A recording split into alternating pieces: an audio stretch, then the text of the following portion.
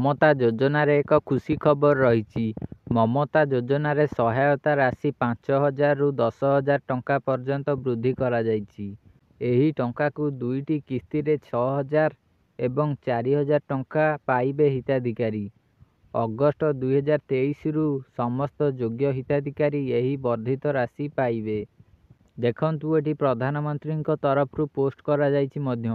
ସହାୟତା ରାଶି 2 ଗୁଣ ବୃଦ୍ଧି କରାଯାଇଛି। ମମତା ଯୋଜନାର ରାଶିକୁ 2 ଗୁଣ ବୃଦ୍ଧି କରିଦେଇଛନ୍ତି ରାଜ୍ୟ ସରକାର। 5,000ରୁ 10,000କୁ ବୃଦ୍ଧି କରାଗଲା ମମତା ଯୋଜନାର ରାଶି। ଏଇ ଯେଉଁ ଟଙ୍କାକୁ ଦୁଇଟି କିସ୍ତି ମାଧ୍ୟମରେ ଦିଆଯିବ।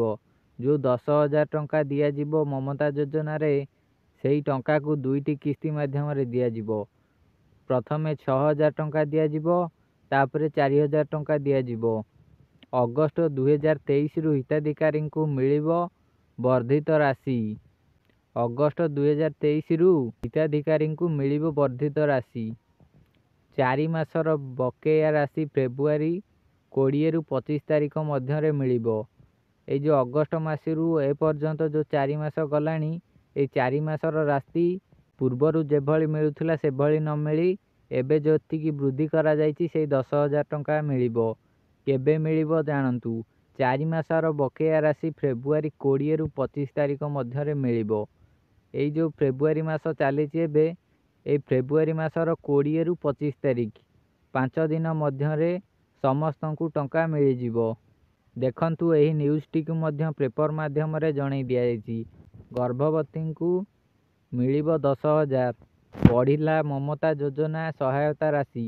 ପ୍ରଥମ କିସ୍ତିରେ 6,000, ଦ୍ୱିତୀୟ କିସ୍ତିରେ 4,000 ଟଙ୍କା। ଅଗଷ୍ଟ 2023ରୁ ସବୁ ଯୋଗ୍ୟ ହିତାଧିକାରୀଙ୍କୁ ବର୍ଦ୍ଧିତ ରାଶି ମିଳିବ। ଯେଉଁ ଅଗଷ୍ଟ 2023 ପରେ ଟଙ୍କା ମିଳିନି, ସେମାନଙ୍କୁ ଏହି ବର୍ଦ୍ଧିତ ରାଶି ମିଳିବ। ବୃଦ୍ଧି ହେଇଥିବା ଟଙ୍କା ମିଳିବ। ପୂର୍ବରୁ ଯେତିକି ମିଳୁଥିଲା ସେତିକି ମିଳିବନି। ଏବେ ଯେତିକି ହେଇଛି ସେତିକି ଟଙ୍କା ଦିଆଯିବ। ଏହି ବକେୟା ଟଙ୍କାକୁ 20ରୁ 25 ତାରିଖ ମଧ୍ୟରେ ସମସ୍ତଙ୍କୁ ମିଳିଯିବ। ଏହା ଥିଲା ମମତା ଯୋଜନାର ଖୁସି ଖବରଟି। ଏଥିରେ ଯେଉଁ ଟଙ୍କା ଦିଆଯାଉଥିଲା ସେ ଟଙ୍କାକୁ 2 ଗୁଣ କରି ରାଜ୍ୟ ସରକାର ଏବେ ଦେବେ।